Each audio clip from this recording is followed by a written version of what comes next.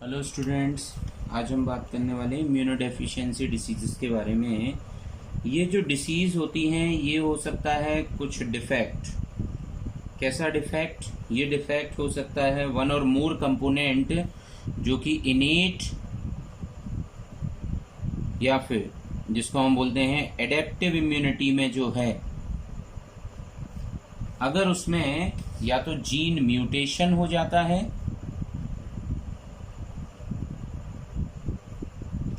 या फिर कोई इन्फेक्शन है किसी ऑर्गेनिज्म का, बैक्टीरियल, वायरल, या फिर कोई माल न्यूट्रिशन जो है उसके कारण, तब इम्यूनोडेफिशिएंसी डिसीजेस हो जाती है। जनरली अगर बात किया जाए तो जब भी कभी इम्यूनोडेफिशिएंसी डिसीजेस होंगी, इसके कारण बहुत सारी अपॉर्चुनिस्टिक डिसीजेस भी अगर हो जाती हैं पर्सन के लिए, जो कि पहले प्रीवियसली उनका इन्फेक्शन नहीं था, बट जैसे ही इम्यूनोडेफिशिएंसी होगी सिस्टम के लिए तो ये अपॉर्चुनिस्टिक डिसीजेस जो हैं ये उस पर्सन के लिए हो जाएंगी। अगर इम्यूनोडेफिशिएंसी डिसीजेस की बात किया जाए तो ये कॉमनली 2 टाइप्स की होती हैं, जिसके बारे में पहले हमें डिस्कस करना है एड्स, एक्वायर्ड इम्यूनोडेफिशिएंसी सिंड्रोम, और दूसरा है जिसको बोला जाता है स्किड, सीवियर एक्यूट इम्यूनोडेफिशिएंसी। तो ये 2 तरीके से हम इसको डिवाइड कर देते हैं एड्स एंड स्किड के फॉर्म में। नाउ तो ये जो डिसीजेज हैं, सबसे पहले हम बात करेंगे जो है, इसमें हमें बात ही करना है एड्स के बारे में। तो एड्स जैसा कि फुल फॉर्म है इसका एक्वायर्ड इम्यूनोडेफिशिएंसी सिंड्रोम।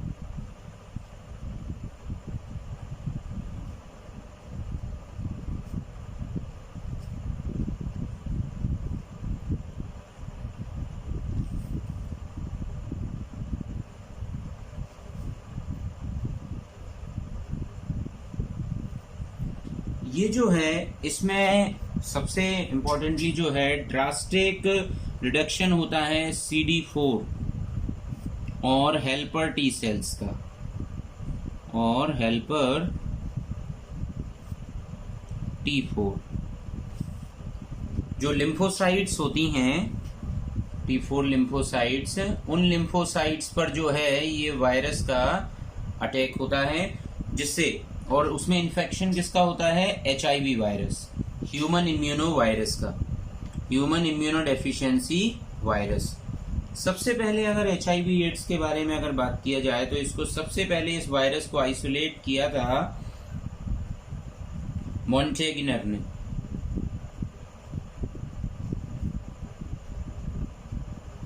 मॉन्टेग्नियर साइंटिस्ट जो कि USA से बिलोंग करते थे, उन्होंने सबसे पहले USA, मॉन्टेग्नर ये फ्रेंच साइंटिस्ट थे, और एक और साइंटिस्ट जो थे उनका नाम है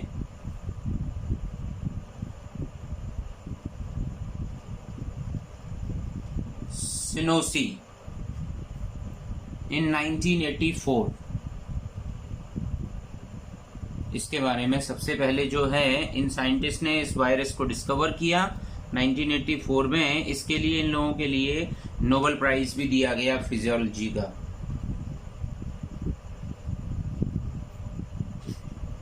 then in the year of 2008 HIV virus के बारे में अगर बात किया जाए तो ये 2 टाइप के वायरस होते हैं, HIV-1 एंड HIV-2। HIV-1 जो वायरस है, ये वायरस जो है ये फाउंड होता है blood of wild African green monkey. ये जो अगर हम बात किया जाए जो मेनली एसोसिएटेड होता है, 2 टाइप के वायरस हैं HIV-1 and HIV-2, but the most common जो एसोसिएट होता है एड्स के साथ में वो वायरस होता है HIV-1। बट HIV-2 जो वायरस है ये एक अफ्रीकन ग्रीन मंकी में प्रेजेंट होता है, एक वायरस जिसका नाम है सिमियन इम्यूनोडेफिशिएंसी वायरस, जिसको SIV के नाम से जाना जाता है। इस वायरस से सिमिलरली दिखाई देता है HIV-2। So this is about AIDS. Then अगर बात किया जाए ये जो HIV-1 एंड 2 हैं, एड्स जो फर्स्टली रिपोर्ट हुआ था इंडिया में in 1986।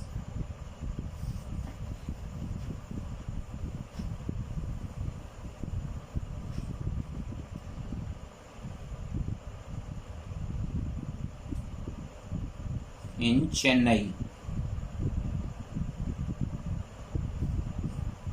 Now structure of HIV virus के बारे में बात किया जाए तो जो स्ट्रक्चर है इसका HIV वायरस का, उसमें कुछ स्पेशल काइंड ऑफ ग्लाइकोप्रोटीन्स की प्रेजेंस होती है। इसका जेनेटिक मटेरियल RNA होता है। तो अगर हम इसके स्ट्रक्चर की अगर बात करें,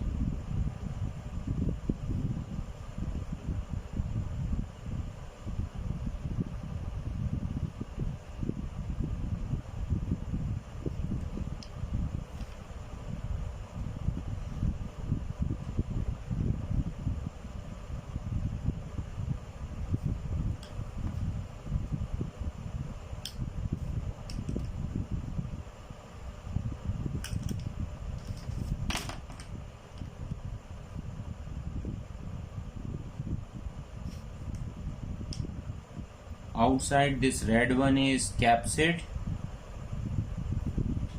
and inside is genetic material RNA, single stranded RNA। Then इसके पास एक स्पेशल एंजाइम होता है जो इसके जेनेटिक मटेरियल के साथ में एसोसिएटेड होता है, that is called reverse transcriptase.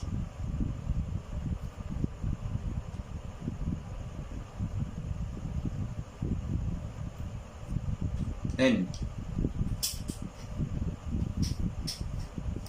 इस वायरस में जो है इसकी सरफेस भी है, इसके ऊपर जो है आउटसाइड लिपिड एनवलप भी है।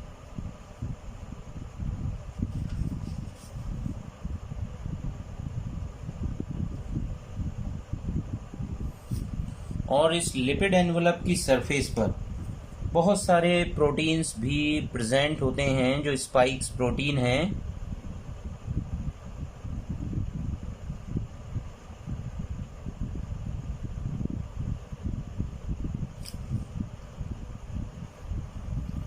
These surface proteins are called GP41, GP120, जो कि अलग अलग टाइप के हैं।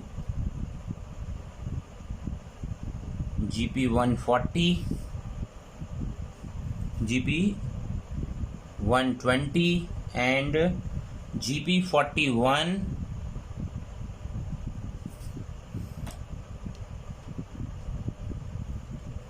So this one is the lipid envelope।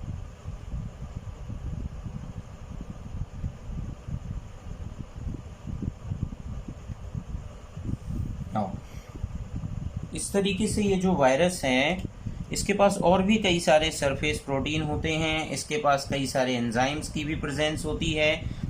Now इसके अलावा इसमें एक और एंजाइम होता है जो इसके इंसाइडल होता है, दैट इज कॉल्ड इंटीग्रेज।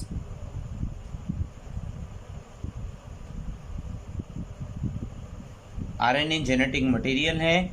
इसके अलावा जो मैट्रिक्स जो इसकी सरफेस है जो कि कैप्सिड है, कैप्सिड के अराउंड एक और सरफेस होती है, that surface protein is called matrix. इसको मैट्रिक्स के नाम से जानते हैं। मैट्रिक्स जो है एक स्पेशल प्रोटीन जो कि P17, P for protein, matrix protein से मेड ऑफ होता है। तो ये कॉम्प्लिकेटेड स्ट्रक्चर है HIV वायरस में। This is HIV virus.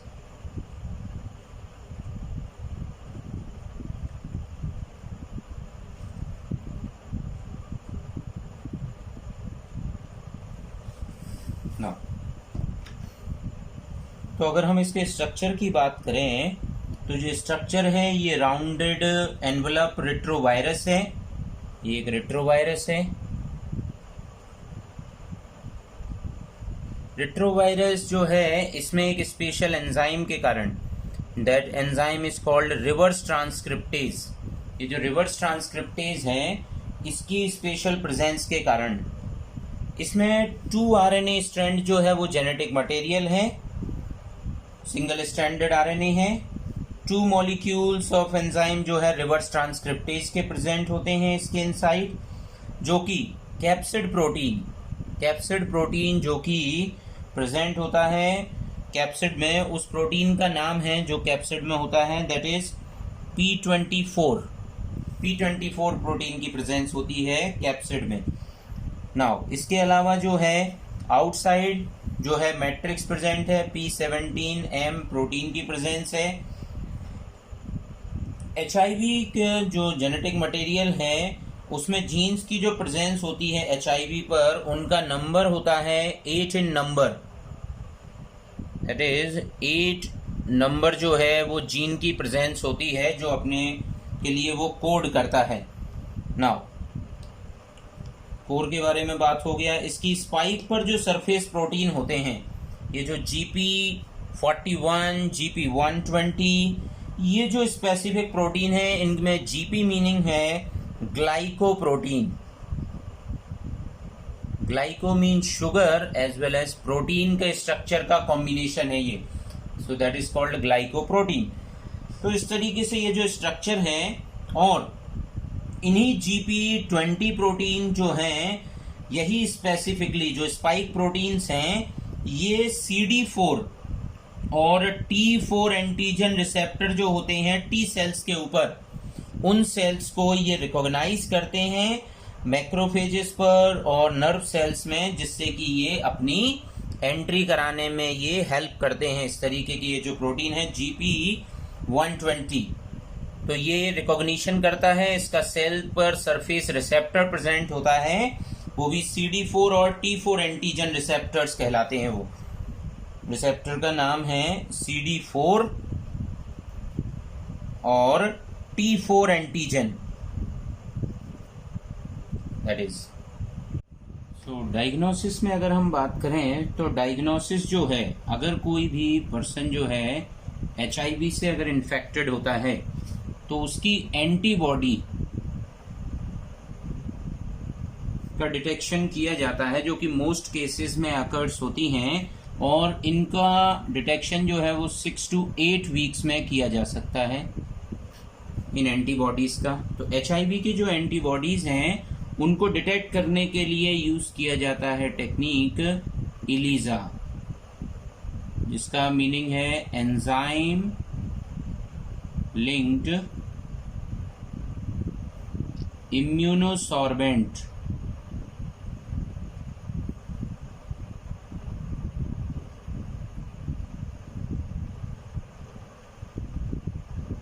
असे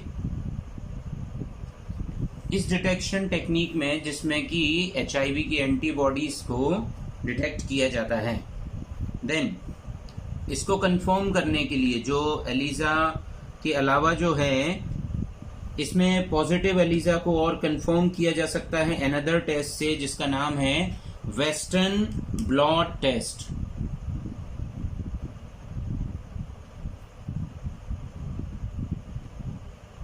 ये और ज्यादा एक्यूरेट टेस्ट है, इसकी जो एक्यूरेसी है वो मोर देन 99% है, जिससे कि एक्यूरेसी में प्रोटीन को डिटेक्ट कर लिया जाता है इसमें HIV वायरस के। और ये जो वायरस जो HIV एड्स वायरस जो है, इसको 20 मिनट्स में इसमें इस डिवाइस के थ्रू डिटेक्ट किया जा सकता है। HIV वायरस के अगर ट्रांसमिशन की बात किया जाए तो ये कैसे ट्रांसमिट होता है,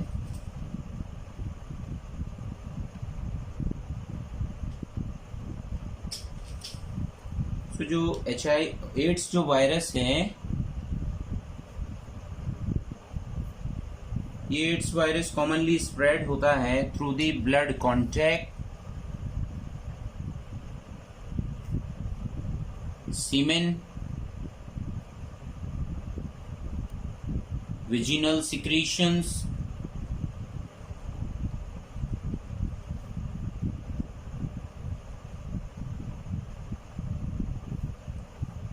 एंड प्लेसेंटा।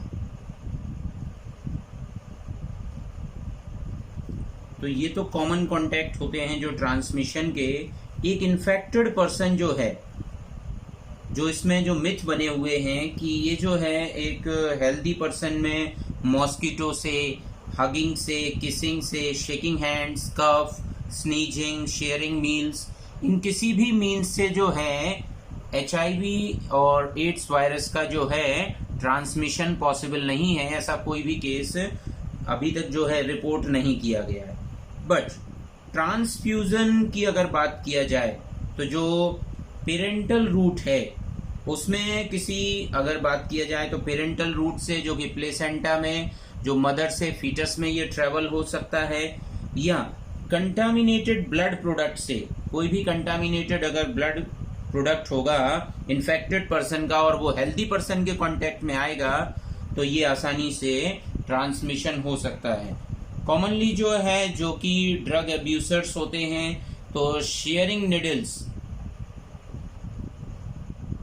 से भी और एज वेल एज रेजर्स अगर इनका यूज किया जाता है अगर तो इससे भी ये ट्रेवल हो सकता है। तो ये इसके ट्रांसमिशन का है।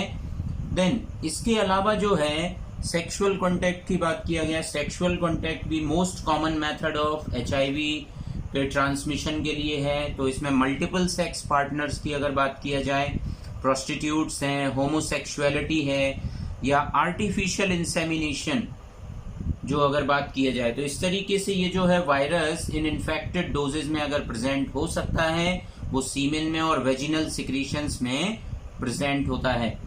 तो इस तरीके से ये वायरस जो है एचआईवी वायरस ये ट्रेवल हो सकता है पर्सन टू पर्सन कॉन्टेक्ट में भी। ना इसका जो एक्चुअल में इंक्यूबेशन पीरियड है, कितने टाइम में ये जो है वायरस इंक्यूबेट होता है ऑर्गेनिज्म की बॉडी में, तो that period is called incubation period. तो ये कॉमनली होता है 2 to 3 years, but up to may be 10 years ये पॉसिबल है कि ये वायरस जब एंट्री करेगा तो उस समय ये जो है इनएक्टिव फेज में सेल के अंदर पड़ा रह सकता है। देन जैसे ही इन्फेक्शन को डिटेक्ट किया जाता है, एचआईवी एड्स जो बिगिन होता है, एचआईवी इन्फेक्शन जो स्टार्ट होता है, तो ये वायरस जो है ये ट्रेवल करता है और उसके लिए जो एंटीबॉडीज का भी सिंथेसिस होने लगता है। बट ये जो एचआईवी वायरस है ये हेल्पर टी सेल्स जो हैं उनका रिडक्शन अगर होता है, helper T cell TS cells का अगर रिडक्शन होता है तो ये इंडिकेट करता है कि एचआईवी इन्फेक्शन स्टार्ट हो चुका है। तो ये कंफर्मेटरी टेस्ट यहां पर किया जा सकता है। So life cycle of HIV virus के बारे में अगर हम बात करें तो एचआईवी वायरस जो है ये मल्टीप्लाई करता है ह्यूमन बॉडी में, firstly in macrophages. This is the structure of macrophages. तो मैक्रोफेज में ये सबसे पहले मल्टीप्लाई करता है और then later helper T cells में, जो टी हेल्पर सेल्स होती हैं, देन उनमें मल्टीप्लाई करता है ये वायरस। सो अगर हम मैक्रोफेज की साइकिल के बारे में बात करें या मोनोसाइट जो कि सिमिलर साइकिल है, इसमें ये जो वायरल प्रोटीन कोट होगा उसके अंदर उसका जेनेटिक मटेरियल होगा और ये वायरस सबसे पहले एंट्री करेगा। तो सबसे पहले ये एंडोसाइटोसिस किया जाएगा। तो जो वायरस एंट्री किया है ये वायरस इन्फेक्ट करेगा नॉर्मल सेल को, तो नॉर्मल सेल से ये अटैच हो जाएगा। नॉर्मल सेल से जैसे ही अटैच होगा, ह्यूमन बॉडी की जो सेल्स होंगी उनसे ये अटैच होगा। ट्रेवलिंग कैसे हुई है? बॉडी फ्लूइड्स के थ्रू या ब्लड कॉन्टैक्ट्स के थ्रू। तो जैसे ही ये कॉन्टैक्ट में आएगा तो ये स्टिक करेगा सबसे पहले सेल सरफेस पर, जो कि है ये सेल मेम्ब्रेन, ये एनिमल सेल मेम्ब्रेन है, और एनिमल सेल की इस मेम्ब्रेन से ये सबसे पहले जाके स्टिक कर जाएगा। तो इस वायरस के जो कोटेड प्रोटीन हैं जो कि हैं GP120, ये GP120 जो स्पाइक प्रोटीन है ये मैक्रोफेजेस के CD4 रिसेप्टर जो मैक्रोफेजेस की सरफेस पर होंगे मेम्ब्रेन पर, उन सरफेस रिसेप्टर का, जैसे ये मानिए ये GP120 है और जो दूसरा जो रिसेप्टर है जो कि मैक्रोफेजेस की सरफेस पर है वो इस तरीके से है। तो ये रहेगा CD4 receptor and this one is GP120। तो इस तरीके से ये दोनों जो है अटैच हो जाते हैं और इसकी एंट्री होती है। That process is called endocytosis. Endocytosis हो जाने के बाद ये जैसे ही एंडोसाइटोसिस होगा, मैक्रोफेज ट्रिगर जो है सेल मेम्ब्रेन में उसके अंदर जो है इनवर्ड इसको इनटेक कर लेगी एंडोसाइटोसिस से, और इसका जो आरएनए है ये एंट्री कर जाएगा। ये वायरल आरएनए है, बट ये हमें मालूम है कि HIV वायरस के पास एक स्पेशल एंजाइम होता है that is called reverse transcriptase. वो रिवर्स ट्रांसक्रिप्टेज सडन एक्टिव होगा और इस आरएनए से डबल स्ट्रैंडेड डीएनए को सिंथेसाइज कराने में मदद करेगा। तो यहाँ पर डीएनए का सिंथेसिस हो जाएगा। ये जो डीएनए है ये वायरल डीएनए इनकॉर्पोरेट हो जाएगा होस्ट सेल के डीएनए से। तो ये वायरल डीएनए हो गया और ये डीएनए ऑफ द होस्ट, तो ये होस्ट सेल का डीएनए हो गया। तो ये इसके साथ में इनकॉर्पोरेट हो जाएगा। तो जैसे ही ये इनकॉर्पोरेट हो जाएगा, ये प्रोवायरस जो है होस्ट डीएनए के साथ में प्रोवायरस फॉर्म कर लेगा, अटैच हो जाएगा उसके साथ में। अब ये इस होस्ट सेल की मशीनरी को कैप्चर कर लेगा, इसके जो है न्यूक्लियस को जो है कैप्चर करेगा, और फिर इसके बाद ये अब सिंथेसाइज कराएगा जीनोमिक आरएनए। ये सिंथेसाइज कराएगा genomic RNA and messenger RNA. तो इनका सिंथेसिस होने लगेगा। आरएनए का सिंथेसिस होगा जो कि उसका जेनेटिक मटेरियल है, और मैसेंजर आरएनए का जैसे ही सिंथेसिस होगा, तो मैसेंजर आरएनए के सिंथेसिस होने से वायरल का प्रोटीन कोट जो है, ये वायरल का प्रोटीन कोट जो है वो सिंथेसाइज होने लगेगा यहाँ पर। तो ये प्रोटीन सिंथेसाइज हो जाएगा वायरस का। देन जो आरएनए सिंथेसाइज हुआ है, फिर इसकी जो है एसोसिएशन हो जाएगा, तो ये कंप्लीट न्यू वायरस में फॉर्म हो जाएगा। और ये न्यू वायरस इस मैक्रोफेज को जो है इसको डैमेज नहीं करेंगे, ये मैक्रोफेजेस को किल नहीं करेगा। अब ये यहां से जैसे ये एंडोसाइटोसिस से आया था, ये एक्सोसाइटोसिस से एक बड आउट करके, बड फॉर्म करके ये वायरस जो है न्यू विरियन यहां से रिमूव हो जाएगा, और न्यू विरियन जो होगा ये अगली मैक्रोफेजेस को इन्फेक्ट करने के लिए रेडी रहेगा। तो इस तरीके से ये वायरस जो है, इसमें जब ये मैक्रोफेजेस जो है इसके लिए एक सुटेबल जो है सेल बन जाती है, इस वजह से मैक्रोफेजेस को जो है फैक्ट्री ऑफ HIV फैक्ट्री बोला जाता है। इसके लिए जो है HIV फैक्ट्री के नाम से जाना जाता है।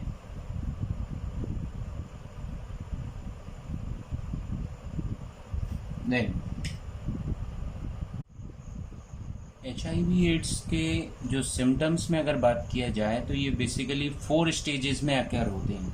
सबसे फर्स्ट स्टेज जो बनेगी वो होगा एक्यूट HIV इन्फेक्शन। उसमें क्या होगा, सोर थ्रॉट होगा, हेडेक होगा, स्किन रैशेस बनेंगे, फीवर होगा और लिम्फोएडिनोपैथी हो जाएगी, जिसका मीनिंग होता है जो है परसिस्टेंट जो रहेगा लिम्फोएडिनोपैथी में स्वेलिंग हो जाएगी लिम्फ नोड्स में। देन जो एसिम्टोमेटिक स्टेज है, जो कि सेकंड स्टेज है सिम्टम्स में, इसमें लिम्फोएडिनोपैथी जो है वो प्रोलॉन्ग्ड रहने वाली है, लॉन्ग टाइम तक रहेगी, परसिस्टेंट हो जाएगी। तीसरा जो है एड्स रिलेटेड कॉम्प्लेक्सेस, ARC के नाम से भी जिसको बोलते हैं, इसमें फैटिगनेस आ जाएगा, नाइट स्वेट्स रिलीज होगा, फीवर होगा रेगुलरली, एनलार्ज स्प्लीन हो जाएगा, और जो है डायरिया जो रहेगा वो बहुत लॉन्ग ड्यूरेशन तक जो है बना रहेगा।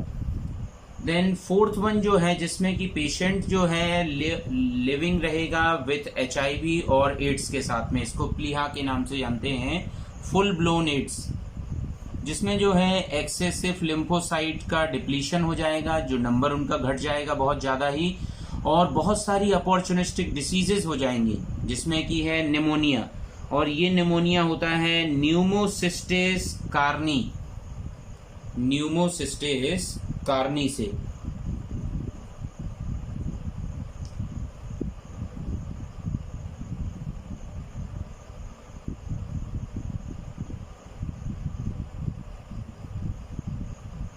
ये जो ऑर्गेनिज्म है, ये ऑर्गेनिज्म निमोनिया डिसीज यहाँ पर कॉज करता है।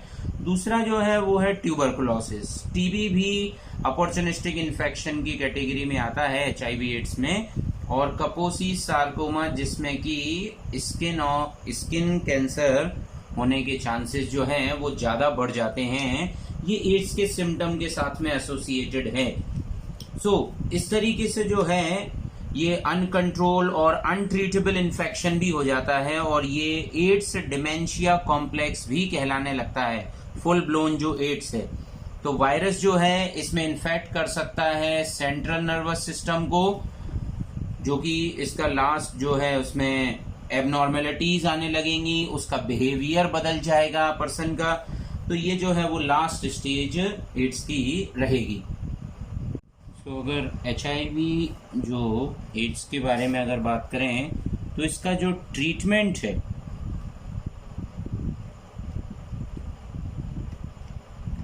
ट्रीटमेंट वैसे भी जो है मेडिकल साइंटिस्ट जो हैं वो रेगुलरली ट्राई कर रहे हैं कि इसका कोई फाइंड निकल सके या क्योर हो सके जो है एड्स का। इसके लिए जो है बहुत सारे जो है एंटीवायरल ड्रग्स दिए जाते हैं, जो कि इसमें बेसिकली अगर बात किया जाए तो जो HIV वायरस के रेप्लिकेशन को रोक सकते हैं, HIV वायरस जो है वो रेप्लिकेट ना कर सके। दूसरा जो है इसकी जो टारगेटिंग है कि जो इसका प्रोग्रेशन हो रहा है तो इसके प्रोग्रेशन को स्लो कर दिया जाए। तो एक तो इसकी स्लो ग्रोथ हो जाए, इसको भी टारगेट किया जा रहा है। बट बेसिकली जो ड्रग बनाया गया है HIV एड्स के ट्रीट करने के लिए, उस ड्रग में सबसे फर्स्ट जो हम बात करें तो AZT जो है azido,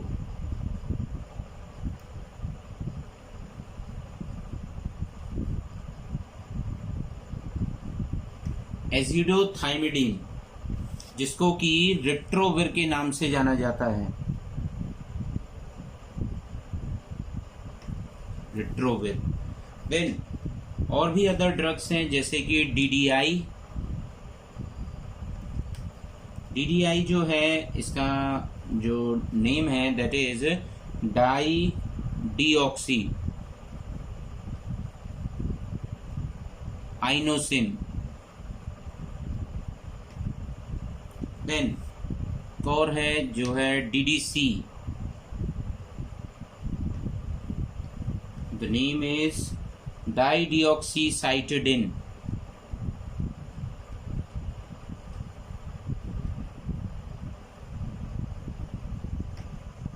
And fourth one is D4T. That drug is stavudine जिसके नाम से ये जानी जाती है, स्टेबिडिन। तो ये जो ड्रग्स हैं इनको HIV एड्स में न्यूक्लियोटाइड एनालॉग हैं, ये सारे के सारे न्यूक्लियोटाइड एनालॉग्स हैं।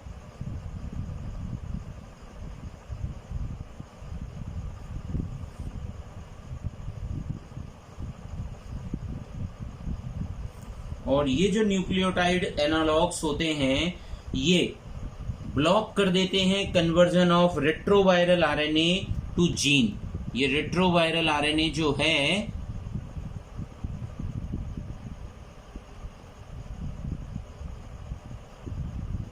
से उसके जीन के को टारगेट करते हैं और ये HIV एड्स के ड्रग जो हैं ये इफेक्टिवली उसके ऊपर वर्क करती हैं। बट ये उतना ट्रीटमेंट जो है उतना इफेक्टिव नहीं है। फिर भी जो नई रेट्रोवायरल जो ड्रग्स हैं उन पर भी वर्क किया जा रहा है, जो कि वर्क करती हैं प्रोटीएज इनहिबिटर के जैसे। जो इसके पास जो प्रोटीएज हैं, जो प्रोटीन पर वर्क करने वाले कंपोनेंट हैं, तो प्रोटीएज इनहिबिटर्स पर भी वर्क किया जा रहा है। जैसे कि एक प्रोटीएज इनहिबिटर है जिसका नाम है सेक्यूनाविर।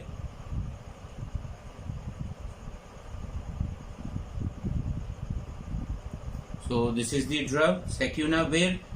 सो इसका नाम है, दूसरे नाम जिससे इसको कॉमन नेम से जो जाना जाता है, इनविरेज। देन अनदर वन इज इंडिनाविर, इसको क्रिक्जीविन के नाम से जाना जाता है, क्रिक्जीविन।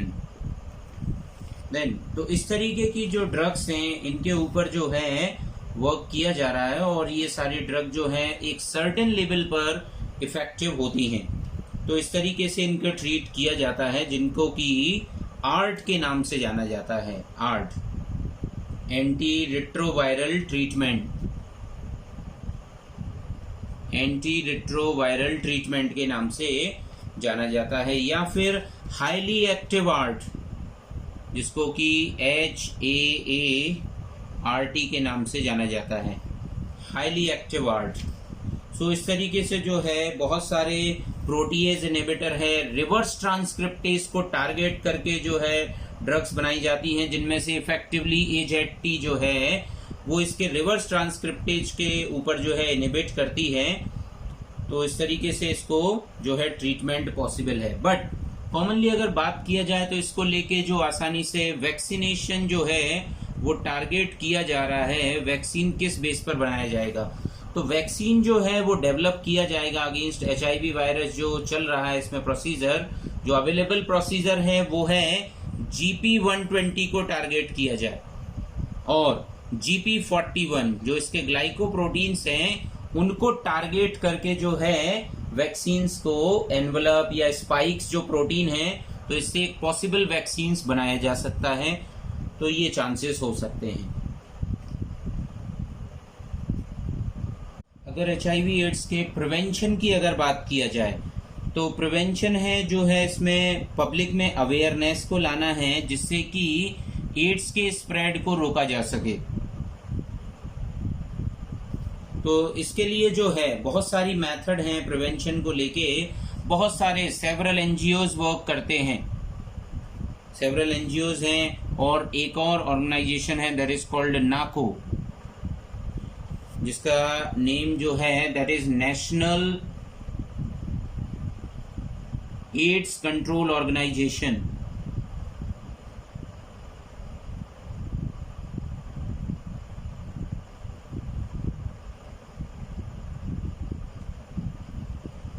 देन ये जो है ये बहुत सारे एजुकेट करती हैं पीपल्स के लिए अबाउट एड्स में, एड्स के बारे में। और जो है मेन जो ऑर्गेनाइजेशन जो कि है WHO वर्ल्ड हेल्थ ऑर्गेनाइजेशन भी जो है उसने भी बहुत सारे प्रोग्राम स्टार्ट किए हैं।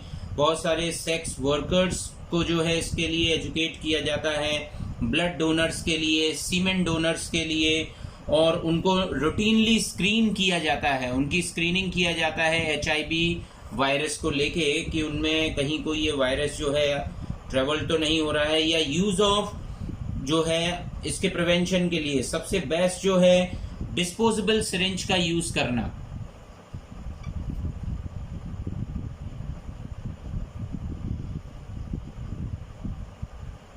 सो डिस्पोजेबल सिरिंजेस लिया जाए, निडल्स लिया जाए, ब्लड बैग्स लिए जाएं, एंड जो है compulsory sterilisation of all dental equipments, जो भी डेंटल इक्विपमेंट्स हैं उनको रेगुलरली जो है उनका स्टरलाइजेशन किया जाए, डिस्पोजेबल ब्लेड्स का यूज किया जाए, रेजर्स का यूज किया जाए, और सिंगल पार्टनर और सेफर सेक्स,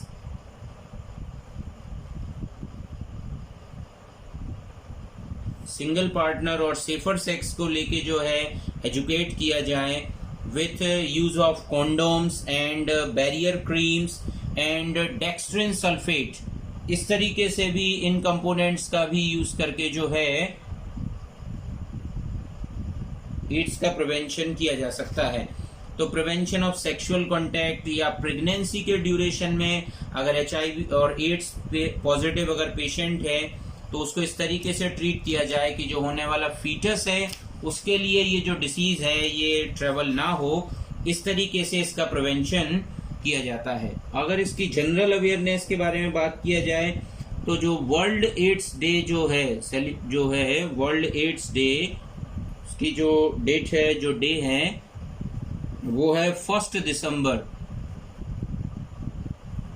देन इंडिया में अगर बात किया जाए तो इसमें जो इंस्टीट्यूट है दैट इज कॉल्ड नारी, नेशनल एड्स रिसर्च इंस्टीट्यूट जो कि सिचुएटेड है पुणे में।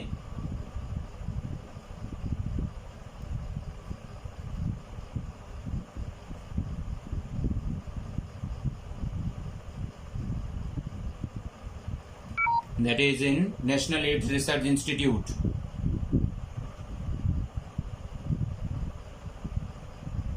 देन अगर हम अगला इसमें बात करें तो वर्ल्ड एड्स जो कैपिटल है that is in South Africa. Then जो इसके अलावा जो है नाको के बारे में हमने बताया कि नेशनल एड्स कंट्रोल ऑर्गेनाइजेशन जो कि दिल्ली में सिचुएटेड है।